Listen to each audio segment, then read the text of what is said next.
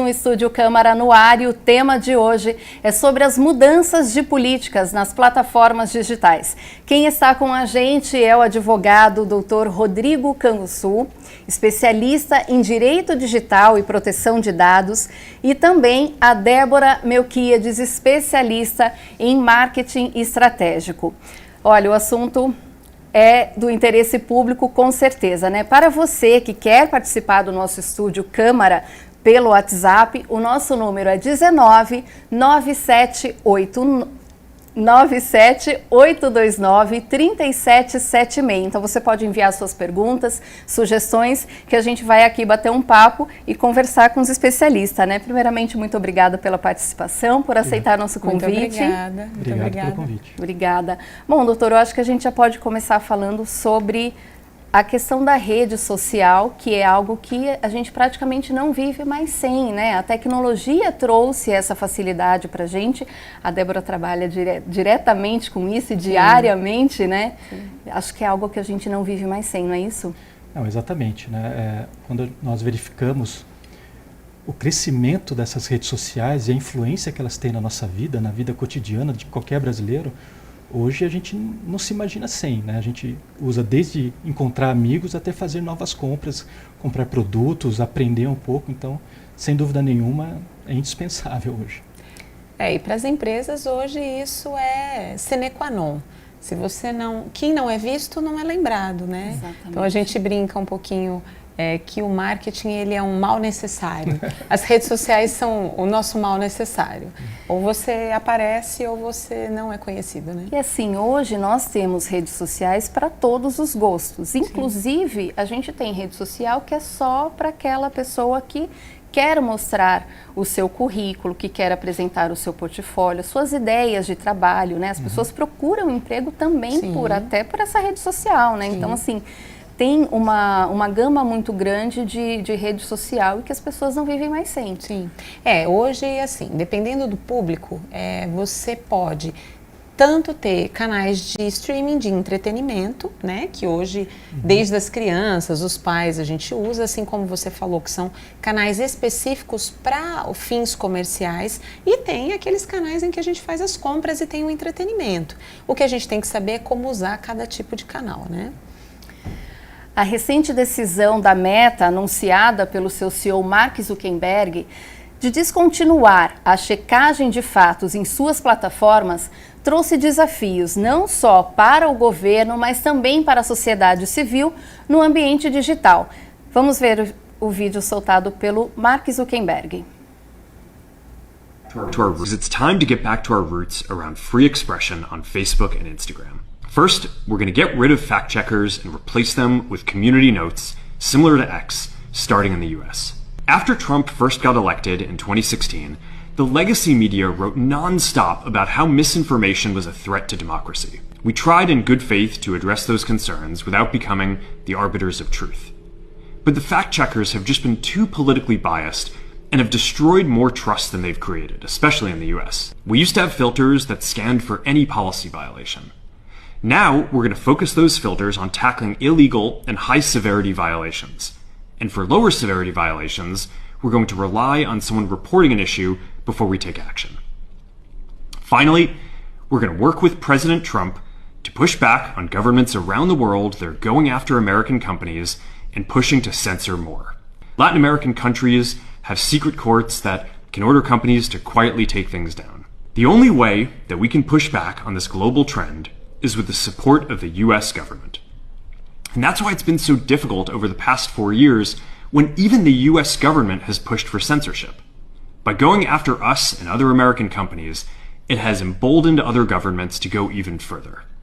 But now we have the opportunity to restore free expression, and I am excited to take it. Fatos é uma preocupação genuína aqui no Brasil? Olha, sem dúvida nenhuma, é uma preocupação genuína, né? Nós estávamos falando aqui como existem redes sociais para diversos objetivos, existem redes sociais para diversos públicos, de diversas faixas etárias, né? E a amplitude que essas, né, como atingem tantas pessoas, você não checar os dados, você pode causar uma desinformação E essa desinformação pode, por exemplo, gerar riscos à saúde pública, à segurança nacional, onde a lei brasileira e o governo brasileiro devem ser coibidas. Então, sem dúvida nenhuma, é importante essa checagem de informação.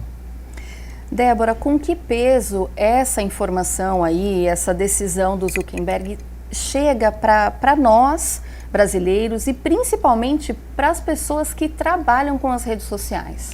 De uma forma geral, ele iniciou isso agora lá nos Estados Unidos. Então, para nós, isso vai vir, se vier, de uma forma latente. A gente ainda não sabe como vai se tornar aqui para o nosso uso cotidiano. Mas uma das grandes, até o que o doutor já nos colocou, é que as empresas elas precisam ficar cada vez mais atentas àquilo que elas colocam como verdade dentro do seu portfólio de comunicação, né? Então, assim, como usuário nós temos responsabilidades, mas como empresa você tem que ter muito mais prudência naquilo que você coloca, como você está informando o teu público a respeito do teu produto, do teu posicionamento. Então a gente tem que ter muito cuidado, mas de uma forma muito clara, neste momento a gente ainda não está sendo afetado, mas provavelmente nós seremos, né?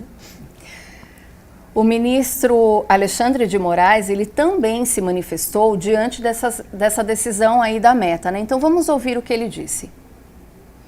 Redes sociais não são terra sem lei.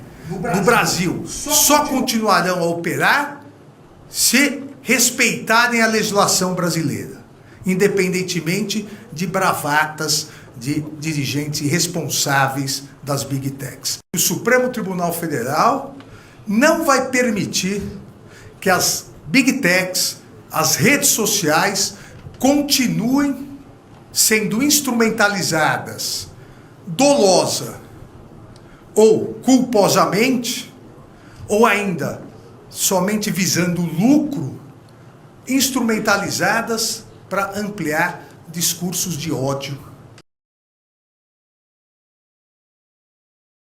Muito a ver também com o que você acabou de falar é a questão da liberdade de expressão, sim, né, Débora? E o doutor também pode complementar até diante das leis, né? Na verdade, esse discurso do Mark Zuckerberg, ele é alinhado com a legislação americana. Existe um ato legislativo americano que dizem que essas redes sociais não se qualificam como editoriais jornalísticos, então por causa disso não existe essa responsabilidade. Mas a fala dele, ela vai encontrar barreiras, não só no Brasil, mas como em outros países, como já está encontrando na Europa. No Brasil existem normas muito claras a respeito da necessidade da curadoria. No Brasil, existe a liberdade de expressão, ela não é absoluta como é em outros países, como é nos Estados Unidos, mas também existe no Brasil o direito à informação. E quando a gente fala direito à informação, é direito à informação correta, fidedigna, né, feita a curadoria. E aí que vai ter o problema com o STF. Débora, quando você fala em relação às empresas, né, de se posicionar, de colocar ali a sua linha de pensamento, de falar sobre o seu produto, você acredita que caso toda essa situação respingue aqui no Brasil, pode ser que alguma empresa, que algum empresário tenha dificuldades de se expressar? Porque assim, hoje a gente vive numa democracia, sim, e num momento onde as pessoas têm oportunidade, têm espaço de expressar o que elas querem, o que elas não querem, o que elas acreditam ou não. Então, as empresas ali se manifestando também através das redes sociais pode ser também um incentivo, né, a essas informações? A gente precisa, eu acho que a gente precisa voltar um pouquinho atrás. Na verdade, o que ele está se posicionando até para o público entender. Antes existia uma verificação feita por terceiros, eram empresas terceirizadas que faziam a verificação daquilo que era postado, se era fidedigna ou não aquela notícia. Agora ele não está se posicionando como não vamos fazer nenhum tipo de verificação. Agora o público vai nos auxiliar para que a gente entenda se isso é verdade ou não, como se fossem comitês públicos que já existem em outras redes. O que acontece? Hoje as empresas elas vão ter que ter muito mais cuidado para se posicionar em temas que são temas um pouco mais relevantes, temas que sejam polêmicos. Hoje causou um pouco de frenesi dentro das redes porque as pessoas acabaram ficando com medo, né? Então, algumas empresas que se posicionavam, dependendo daquilo que elas acreditavam como ideologia, até propriamente dentro das empresas, elas ficaram com um pouco de medo de ter contas canceladas, bloqueadas, enfim. Isso não está isentando a responsabilidade da empresa naquilo que ela coloca. Assim como, doutor, a gente estava conversando em um outro momento, aquilo que é colocado dentro da internet, dentro das redes sociais, aquilo você colocou uma vez, foi para o ar, está ali, é de responsabilidade de quem coloca. Então, esse posicionamento do Meta não isenta a responsabilidade de quem coloca a informação. A grande questão de tudo é aonde nós buscamos as reais informações para a gente saber se aquilo é verdade, não é? Aonde que eu busco hoje, de forma isenta, informações para o meu nicho? Ou eu, como um empresário, posso colocar? Então, esse eu acho que o maior problema é esse. Não é nem a mudança do Meta, mas é tudo que a gente tem vivido. Porque, realmente, a internet ela não é terra de ninguém. Mas infelizmente a gente nada num mar de informações totalmente desencontradas, né?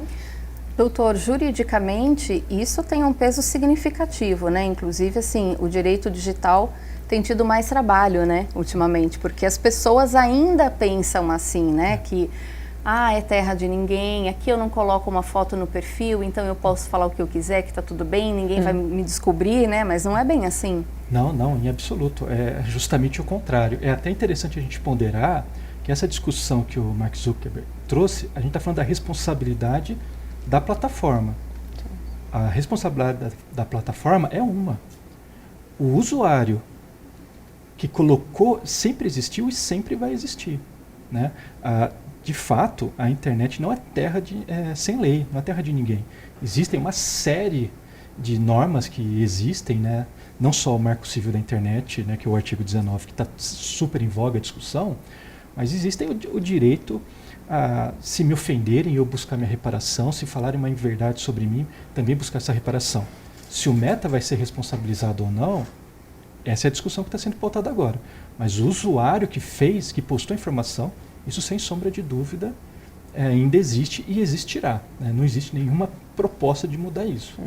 Inclusive, o direito é aplicado não só, né, as leis, elas são aplicadas não somente para quem faz a publicação, mas também para quem compartilha, né?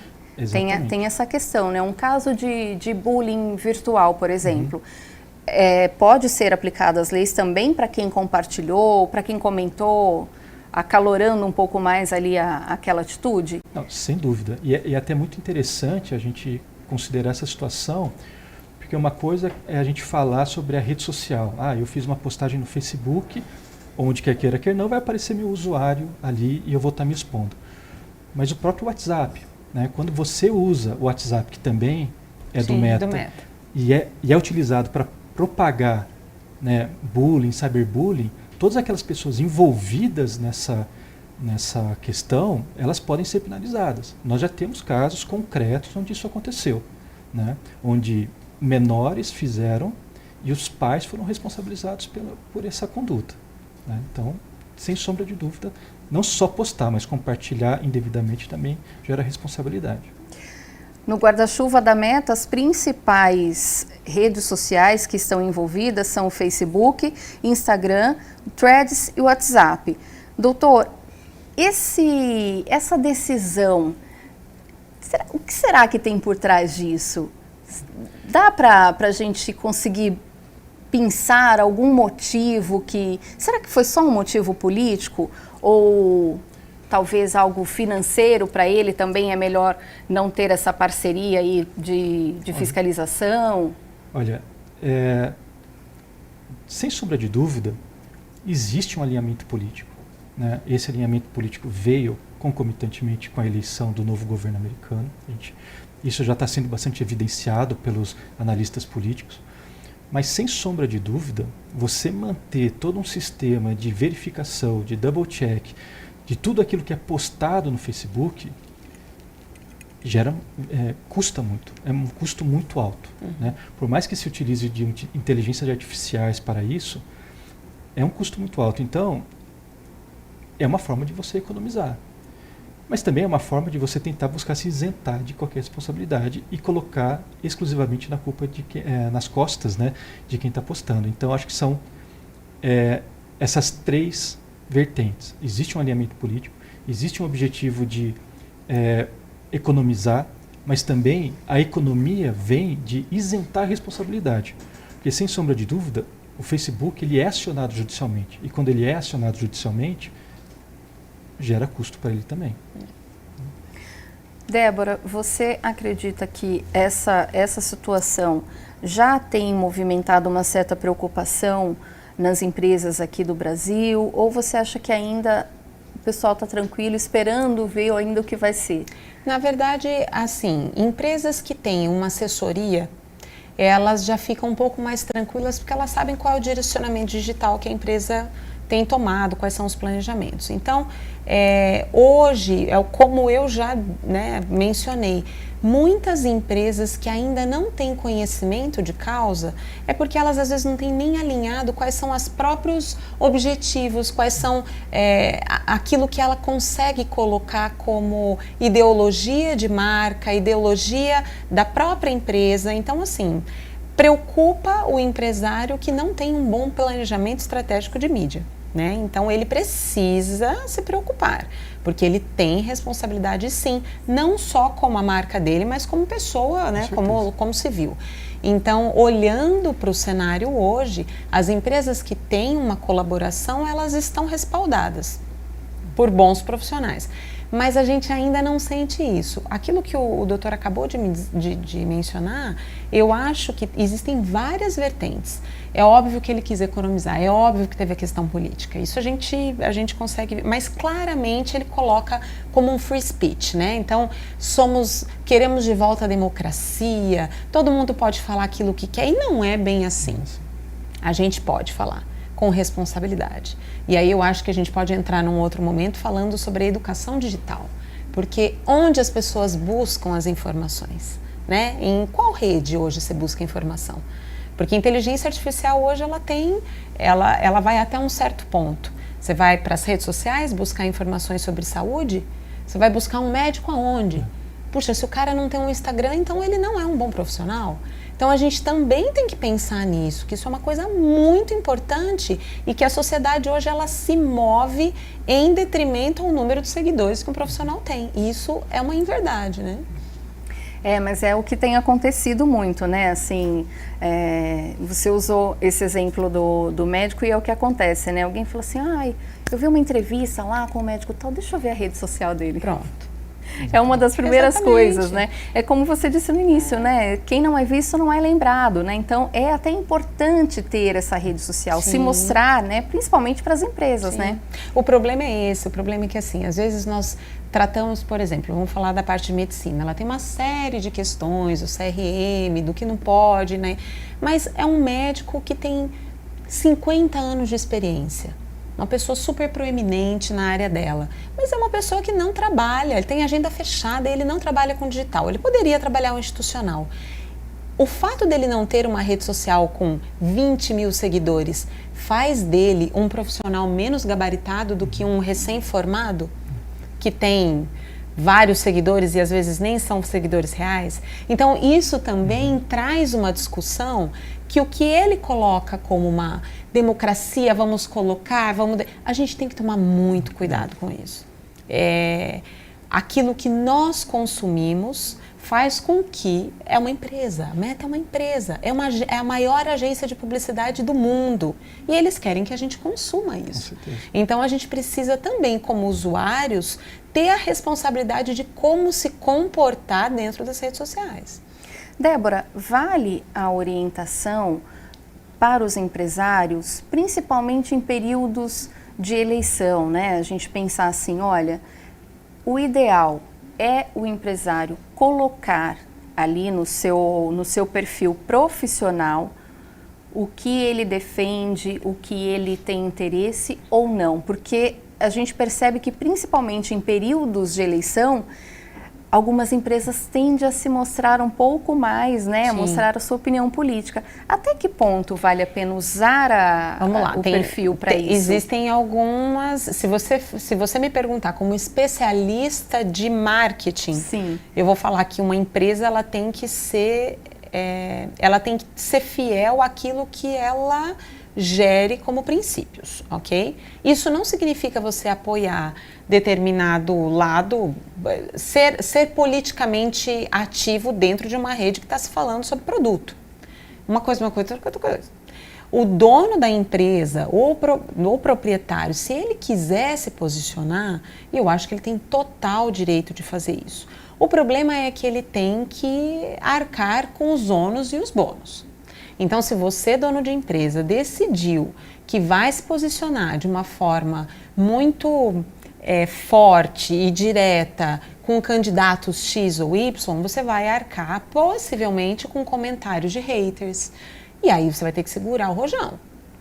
Então, olhando para a questão do marketing, muito melhor você ser isento e permanecer no seu produto, no seu nicho, fala daquilo que você trabalha e no seu perfil pessoal você pode colocar a sua opinião. Mas, ao mesmo tempo, você pode causar um frenesi se colocando.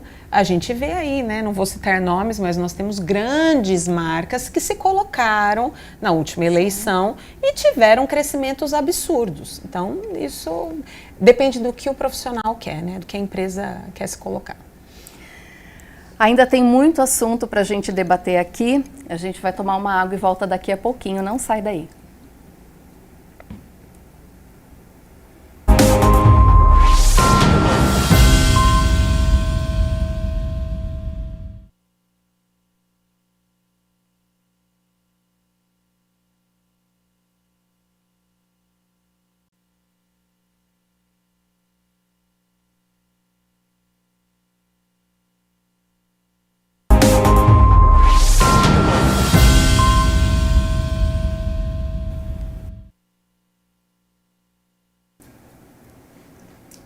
Tô sem o fone, eu não sei se ele tá falando.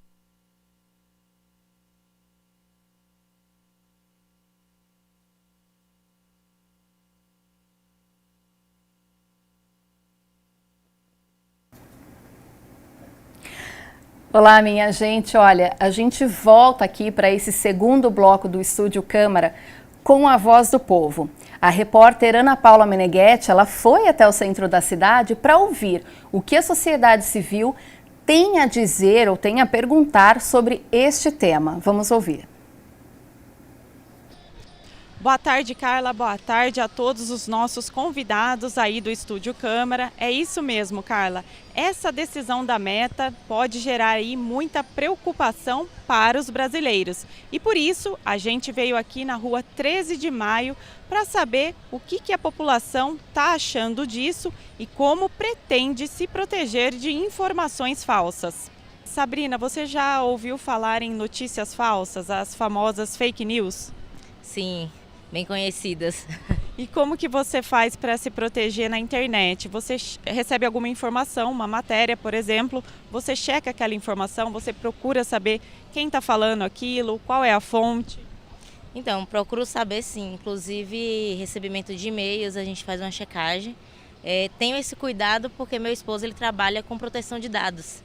E aí trabalha com empresa voltada justamente, né, para isso. Então, sempre tem algum alerta que ele me fala, quando chega um e-mail, chega um link, checa direitinho, vê o e-mail, se corresponde realmente, né, com a empresa que está te mandando. Não clica em qualquer link, tenha certeza. Se vai comprar em algum site, verifica direitinho o site, né, para ter certeza. E assim, até agora ainda não caí em nenhum golpe. Então você está muito bem informada sobre esse assunto. Até aproveitando que seu esposo é dessa área, você se protege de que forma nas redes sociais, principalmente no Instagram, Facebook?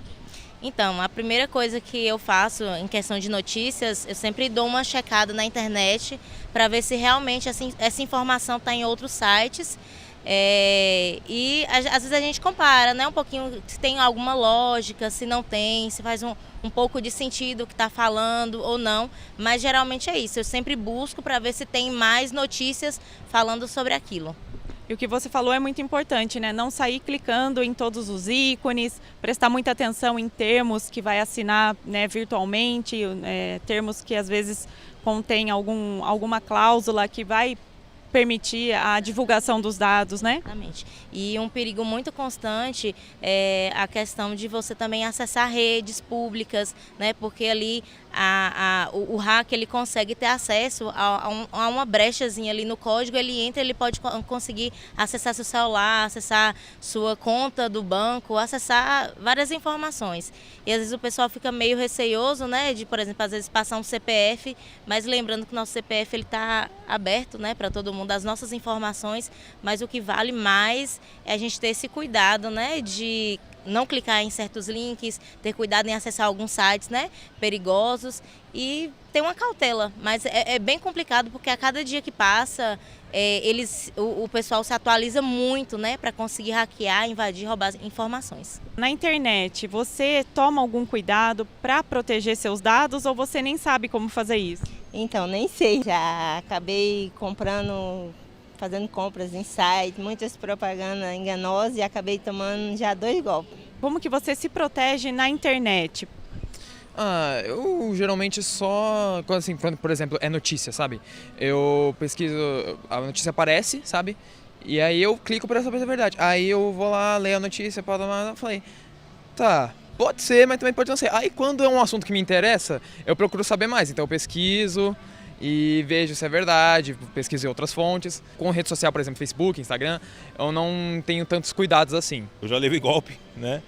Justamente por não pesquisar. Então depois disso, sempre que eu vou ver o compra de um produto, até mesmo uma notícia, eu sempre vou, né, e quando eu tenho, claro, a gente tendo tempo disponível, a gente vai procurar informação mais a fundo. Redes sociais assim, também é da mesma forma, né? Eu tento me expor o mínimo possível, né? E para se precaver com tipos de informações que sejam divergentes, a gente tenta, na maioria das vezes, pesquisar muito sempre. Quanto mais você tiver informação sobre aquilo, determinada informação, muito melhor. Como a gente acompanhou nas entrevistas, né, Carla? Algumas pessoas sabem se proteger porque têm mais conhecimento sobre esse assunto, já outras nem sabem por onde começar e como fazer isso. E até são vítimas de golpes. Eu volto com vocês aí no estúdio.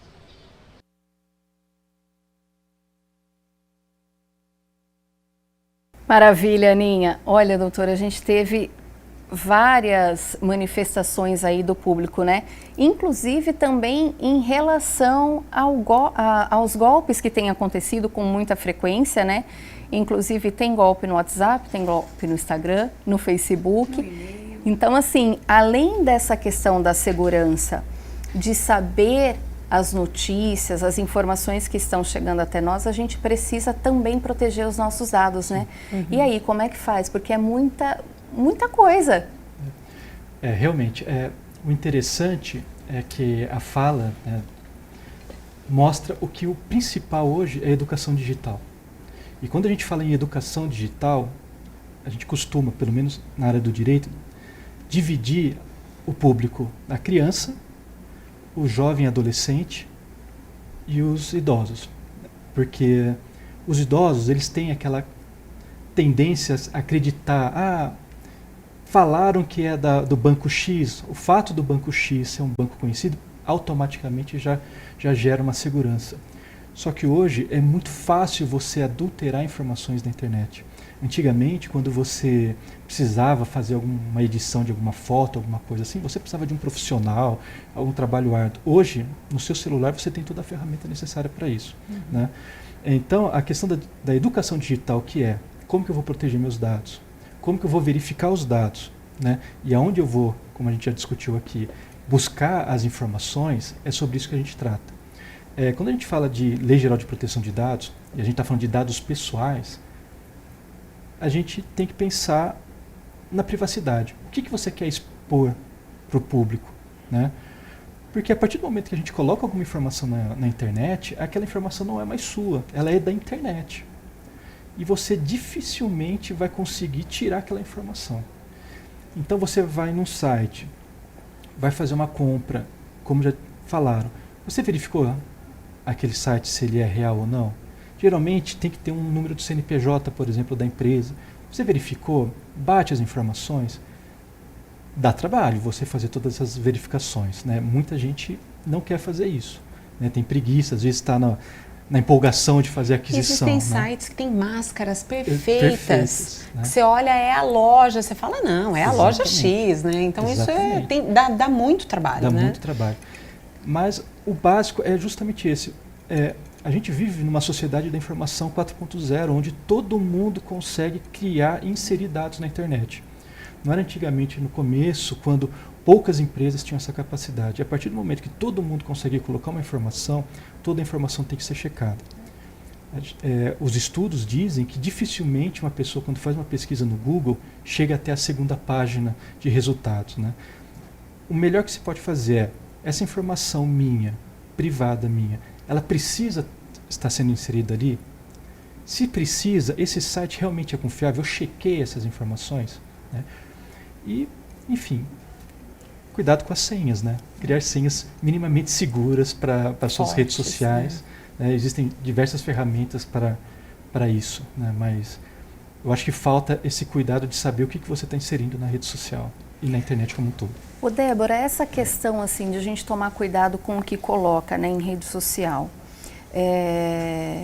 na internet como um todo, né? Mas pensando em rede social, nessa questão de moderação, aquelas pessoas que gostam de colocar imagens das crianças ou imagem pessoal, né? Por exemplo, a gente tem modelos que vai e coloca uma foto, ela de repente faz uma publicidade para uma loja de biquínis e coloca lingerie. Isso também é um cuidado que precisa ter, né? Porque com a inteligência artificial isso tem sido usado assim à torta e direito, né? Isso é perigosíssimo.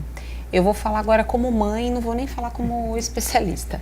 Eu tenho 3 filhos, então assim, a minha rede, ela é uma rede aberta, porque eu acabo usando para trabalho, para agência, enfim.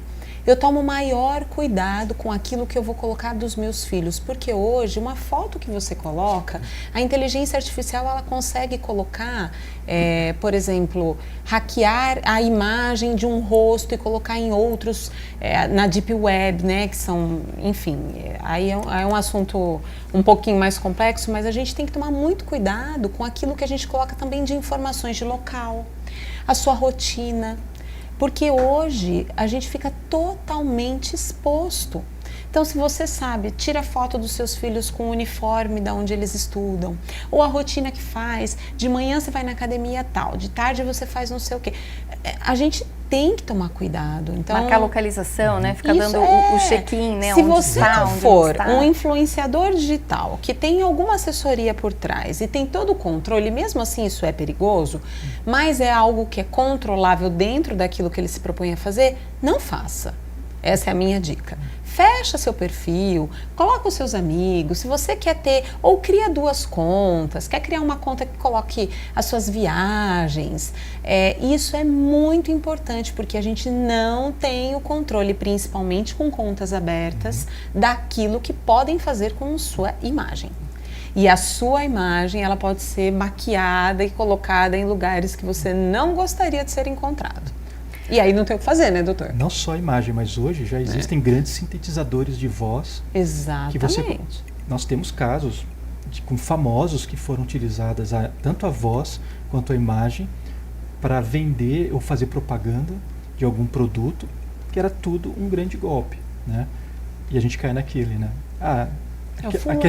É o fulano que está falando, eu acredito nele. E era tudo sintetizado. Vocês se lembram aqueles filmes que falavam que no futuro apareceria? Exatamente. Gente, já estamos nesse futuro. Estamos. Então a gente tem que ter muito exatamente. cuidado. Então a segurança cibernética, ela tem um leque assim de coisas. A gente começou falando sobre a liberdade e dados verificados de uma outra forma, mas a gente tem que pensar no nosso dia a dia. Então, para o público que está assistindo, ele precisa ter total cuidado com a sua vida privada, esquece a empresa. A empresa é outra coisa, mas a vida privada, onde você clica, aquilo que você posta, isso faz parte da sua segurança pessoal. Né? O que muita gente ainda não entendeu ou não acredita é que todo mundo potencialmente é interessante para ser utilizado por um golpe, né? Geralmente a gente pensa, não, vão só atrás de famosos, ou vão só atrás de pessoas, grandes empresas. Mas hoje um dos grandes golpes mais comuns que estão acontecendo é no WhatsApp. Quando, olha, mudei meu número de telefone. Isso. Por quê? Porque a foto da pessoa, ela está pública no WhatsApp, então você consegue printar, só mudar o número e você consegue. Como conseguem essas informações? É através da Dark e Deep Web, que é o que você falou. Os nossos dados já estão nas redes sociais, né? Já estão, na internet, não só nas redes sociais. Então a gente tem que ter muito cuidado para não dar ainda mais ferramentas para essas pessoas utilizarem nossos dados. Doutor, uma dica para o pessoal de casa, principalmente para aqueles que usam com frequência o WhatsApp. É melhor restringir a foto ali só para os contatos ou deixa aberto, né? Caso de repente alguém tenha um número, fique em dúvida, né? Porque às vezes tem gente que fala assim, poxa, eu tenho o número dessa pessoa aqui, mas eu não estou lembrando quem é, e vai lá na foto. Mas é um risco que se corre, não é? É um risco. Bom, pensando juridicamente, quanto menos eu expor, menos risco eu corro, né? Obviamente que tem muita gente que usa o WhatsApp para fins comerciais. Então, busque o WhatsApp Business, né, que tem outras ferramentas de proteção. Mas deixa o que foi dito já, né? Separe as contas, deixe o seu mundo digital comercial separado da sua vida privada. E aí faz como você falou. Eu, particularmente, a minha foto é bloqueada no meu WhatsApp, né? Justamente por essa segurança. E mesmo assim, a gente já sabe, como eu disse, infelizmente, no Brasil tiveram inúmeros vazamentos de dados sensíveis, né? Dados pessoais sensíveis. Os dados já estão aí circulando, né? Então, você não pode oferecer mais ferramentas para isso. Então, vamos lembrar o que é privacidade, né? Porque eu até brinco quando eu dou alguma palestra, alguma aula sobre isso. Nós somos a última geração que é analógica e digital, né? Que não tinha tanto acesso à internet, ou quase nenhum. A gente tem um conceito de vida íntima e de privacidade que os jovens de hoje não têm. Então é como foi dito, tudo é filmado, tudo é postado, tudo é compartilhado e absolutamente tudo pode ser utilizado fora de contexto, né? Eu acho que a gente pode voltar um pouquinho falando, né, sobre o vídeo do ministro Alexandre de Moraes, porque assim, algumas coisas que remete aqui no Brasil, eu imagino, por conta dessa decisão da Meta, é o seguinte, ainda não respingou no Brasil, mas já ocorreram algumas situações, né? Algumas contas já foram bloqueadas, já foram restritas. Você, como especialista, Débora, o que você pode falar para a gente sobre isso? Uma das falas do próprio Mark, né, meu íntimo, o Mark, ele falou que essa decisão dessa mudança foi porque algumas contas deliberadamente caíram, enfim, então eles mudaram o formato de verificação para que isso não acontecesse mais. Isso não nos isenta de termos contas bloqueadas, né? Como o doutor mesmo já nos disse, cada país tem a sua deliberação e a questão de leis que nos protegem e protege todo o tipo daquilo que a gente publica ou não. O que nós temos que tomar mais cuidado é aquilo que nós publicamos, se estiver dentro das leis, diretrizes e obrigações da própria rede, porque nós estamos falando agora só de Meta, mas existem outras redes. Então, cada rede tem a sua, aquilo que você pode ou não infringir como regra de publicidade. Então, aquilo que eu publico, a minha conta pode cair. Por quê? Porque eu estou infringindo a rede social X. Eu não estou nem falando de Meta, no caso. Então, como que as empresas têm que se proteger? Elas têm que saber aquilo que elas publicam, se está dentro, primeiro, daquilo que elas creem, da forma como elas se posicionam no público e aonde elas estão inseridas em porque cada rede tem uma linguagem.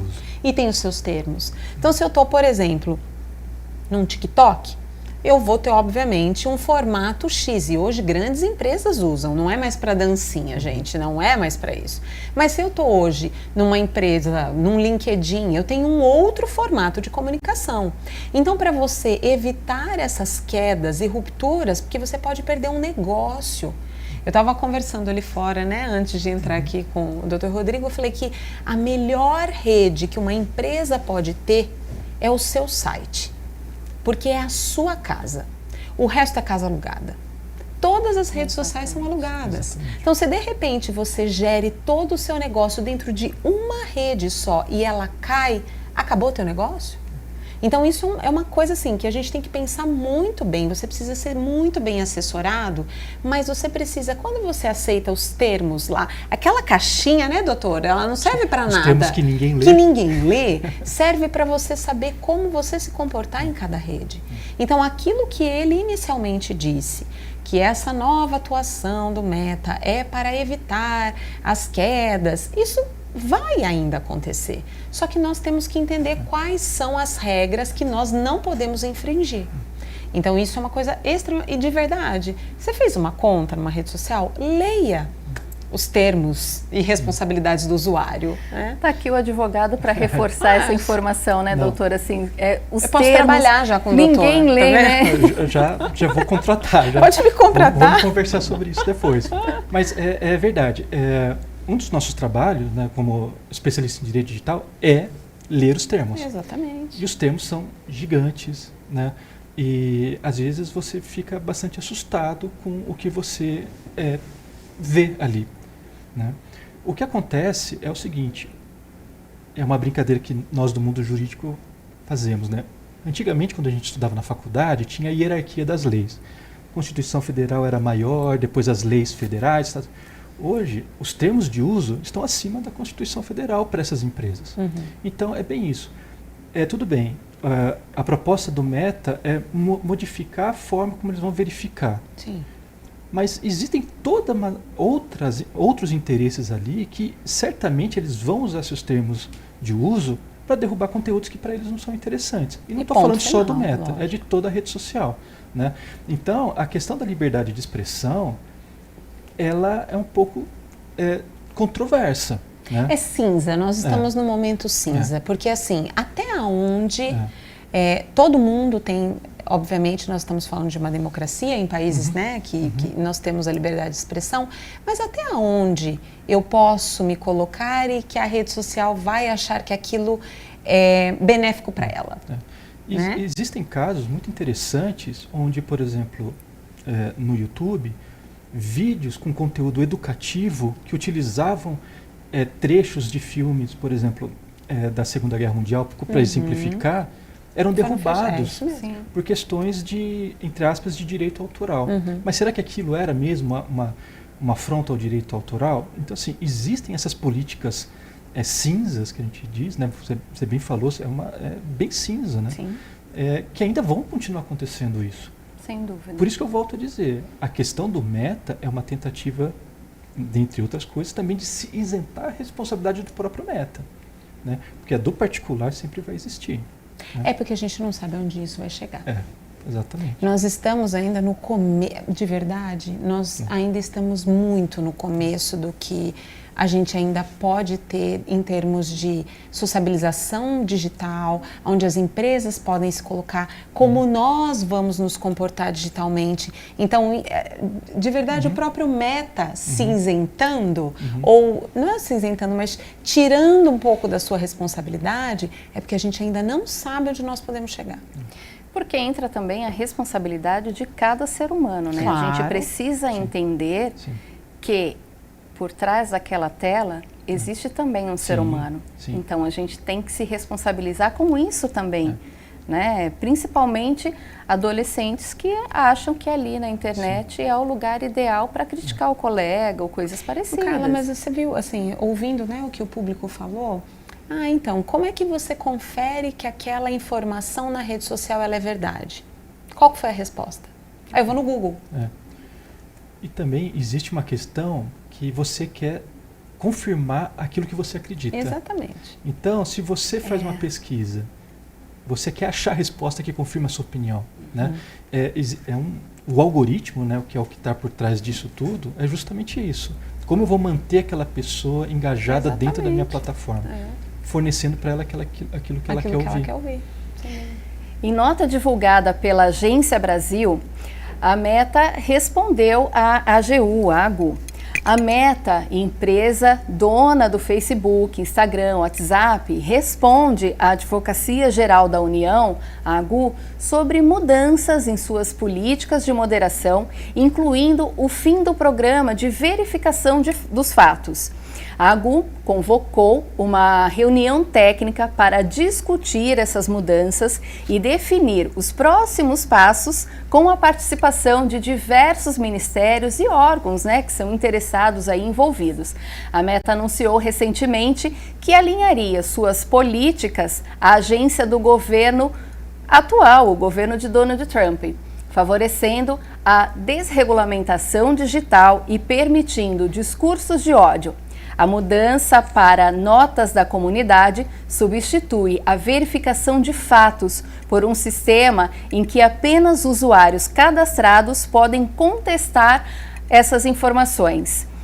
O Ministério da Advocacia Geral da União, o ministro da Advocacia Geral da União, Jorge Messias, ele defende que o governo brasileiro tome medidas para garantir o cumprimento das leis aqui no Brasil.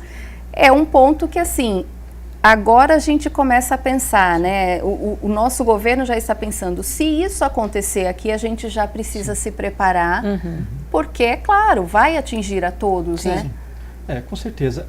Se teve uma coisa que essa fala do Mark Zuckerberg fez, foi reavivar uma discussão que começou em dezembro de 2024, com relação à análise pelo STF da constitucionalidade ou não do artigo 19 do Marco Civil da Internet. 3 ministros votaram, né? Ainda faltam 5 ministros, mas essa fala do Mark Zuckerberg favoreceu o entendimento de pelo menos 2 ministros, que são a fala do Dias Toffoli e do Fux, falando que as redes sociais têm que ser, sim, responsabilizadas. O movimento da Advocacia Geral da União e também do próprio Ministério Público Federal, que o Ministério Público Federal também fez um questionamento, né, que não foi tão divulgado para a Meta, mostra justamente isso. O governo brasileiro vai fazer cumprir as leis dele. O que a gente experimentou com o Twitter, né, ou com o X, né, atual X, pode vir a ser experimentado também com Meta. E o governo brasileiro está se preparando para isso. Obviamente que, em razão do tamanho do conglomerado que é o Meta, é uma outra realidade, mas tudo indica que vai ter grandes repercussões em breve. E aí, doutor, acho que a gente precisa voltar naquela questão de liberdade de expressão, né? Até onde o governo pode... Qual seria o termo mais adequado? Mas vamos pensar assim, até onde o governo pode controlar aquilo que uma pessoa comum expressa nas redes? Isso é um assunto bastante complicado, porque pela nossa dinâmica, o Estado brasileiro, o Estado democrático brasileiro, a gente não permite a censura prévia, né? Como já experimentamos no passado no Brasil, né? O que acontece? Então, a nossa ação é sempre reativa. Você postou algo, o correto, né? Você postou algo e vai ter uma reação daquilo que você postou. Qual que é o grande problema disso, né? O grande problema é que hoje no mundo da internet existem informações que são lançadas que podem atingir direitos coletivos. Então, volto a dizer, segurança pública, saúde pública, atingir terrorismo, não aqui, mas fora daqui. Grupos, que eles chamam de grupos minoritários, ou, né, porque o Meta está falando que ele não vai fazer mais essa verificação. Com relação a esses temas, né, a gente fala em direito, o interesse coletivo sobrepõe ao interesse privado, né? Uma coisa é uma coletividade se voltar contra algo que foi publicado, e aí o governo pode, de antemão, sim, tomar uma atitude para proibir, para evitar o caos. A outra coisa é o particular que se sentiu ofendido no seu íntimo sobre aquela postagem. Isso o Estado não deve adentrar, ele tem que ser provocado, né? Então, particularmente, o que eu acho que vai ter que ser feito é fazer essa diferenciação. A postagem, ela coloca em risco os interesses coletivos, os interesses públicos, aí o governo tem que agir previamente, né? Mas não é isso que o STF está caminhando para essa. Por enquanto, não é isso que o STF se manifestou. É outra eu posição. sinto que é uma briga de titãs, na verdade, porque assim, como a gente viu, a queda do X, ela é uma rede que não é prioritariamente comercial. Agora, se a gente está falando do Meta, existem milhares de empresas que fazem vendas e que gerem as suas empresas, o faturamento das suas empresas através dessa rede. Nós estamos falando do Face, do Insta, até do próprio WhatsApp que faz venda. Então, quando a gente pensa numa situação, tá? Vamos pensar numa situação futura, em que um Meta pode ser derrubado, porque foi o caso do X, tá? Eu não estou nem falando de quedas de contas, eu estou falando de derrubar uma rede. Isso gera um impacto econômico para nós. Eu não estou tratando aqui agora de uma questão de cerceamento, de liberdade, estou tratando aqui de como marketing, o medo, eu imagino eu com o meu pequeno negócio, que tenho todo o meu faturamento ali, faço minhas vendas online e de repente amanhã o ministro XYZ derrubaram, né, por uma ordem judicial, o que eu faço? Então, a gente não tem essa resposta aqui, mas uma das coisas que volto a dizer, independente do que vai acontecer no futuro, por essa fala, não sei se isso vai permanecer lá e a força, né, do novo governo americano para outros países pode influenciar ou não, mas os empresários têm que ter outras saídas de venda. Porque senão eles podem ficar reféns a algo que de repente eles podem ter uma falência por conta de uma situação que está vindo lá de trás. Então essa guerra de titãs que eu brinquei, isso é muito sério. Porque se cai uma rede em que eu tenho total faturamento, acabou a minha empresa. E aí já fica a dica, né? Como você mesmo disse, né? Tem que ter a sua própria casa. Tem que ter a sua casa, tem que ter uma loja, tem que ter um site em que você faça a venda. Você pode continuar com as redes sociais. Faz de lá a sua principal casa, mas não seja a única. Antes, como é que você vendia? Você não vai vender de porta em porta, né? Não existe mais catálogo. Mas a gente precisa se precaver. Então, é uma situação em que ainda está muito cinza. A fala dele foi uma fala que, na verdade, ele se isenta, mas ele diz que para situações de grande porte, eles ainda assim vão verificar, né, questões de terrorismo, enfim, crimes cibernéticos e tal. Mas, para nós, isso ainda é cinza e nós não sabemos o futuro. Então, minha preocupação como marqueteira, para você que tem o seu negócio, não fique preso a uma rede social, porque amanhã você pode ter um problemaço, você acabou o seu faturamento. E é isso que a gente tem que pensar também. Exatamente. Considerações finais, doutor. Estamos chegando ao fim de mais um Estúdio Câmara. Eu acho que a principal consideração que eu posso fazer é, novamente, enaltecer o nosso compromisso individual com a educação digital e com a responsabilidade que nós temos que ter nas redes sociais. Sem dúvida. Rede social não é terra de ninguém. Né? Principalmente para quem tem filhos adolescentes, eu também tenho filhos adolescentes, e felizmente eles têm a possibilidade de eu conversar com eles diariamente e explicar quais são as consequências das atitudes deles nas redes sociais. Eu acho que nós temos que prezar, hoje em dia a gente tem que prezar para entender como que funciona. A gente não precisa ir a fundo, mas é isso que você falou. Olha, eu não vou vender tudo aqui, né? Como que eu vou fazer? A gente precisa saber como aquela rede funciona, né? E ter a responsabilidade, saber que quando eu posto algo na internet, dificilmente eu vou conseguir tirar, né? E às vezes, dependendo de quem postar, a repercussão que vai ter, dependendo do número de seguidores que vai ter, é gigante. Então acho que educação digital e responsabilidade com aquilo que vai postar o excesso de postagens do dia a dia, que é um perigo individual, eu acho que é isso que a gente tem que repensar nesse momento. Para você, Débora? Olha, o que eu acho que é o mais importante é, independente de como as redes vão se comportar, isso que o doutor falou, para mim é claro, mas nós temos que ensinar a nova geração a como se comportar. Né? Nossos filhos, nós temos filhos com a mesma idade, eles estão inseridos nessa cultura digital. Então, como é que eles vão buscar a verdade? O que é verdade? A verdade não é relativa, gente. A verdade é verdade. Onde eles vão buscar as informações?